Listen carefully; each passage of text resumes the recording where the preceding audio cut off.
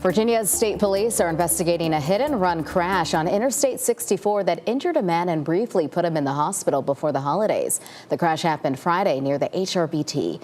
Derek Lytle spoke with the man who says he was blindsided when his car was hit. Derek. Yeah, hey, Dana. Tim Krems tells me he was making the trip down to Virginia Beach to celebrate the holidays, and as he was exiting the Hampton Roads Bridge-Tunnel, he says the driver hit him at a high rate of speed and then got out of his car and ran off. Last Friday evening, a trip meant for celebration turned into a nightmare as Krems' Jeep Wrangler was struck from behind by a 2020 Dodge Charger.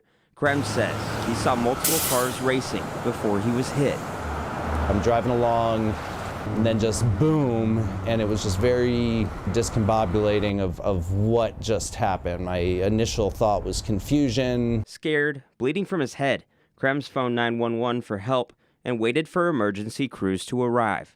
There were times where I felt like I was kind of fading out a little bit, and the blood, I was pretty terrified. He says he was rushed to a nearby hospital, where he says law enforcement stopped by early Saturday to tell him they were investigating a hit and run.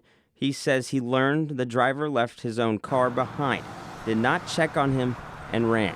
A Dodge Charger going at a high rate of speed had rear-ended me, that they had found the Charger somewhere in the vicinity of the accident on the HRBT, but that no driver was present. Krems says he questions why someone would go to such lengths to avoid personal penalty and not stop to help others.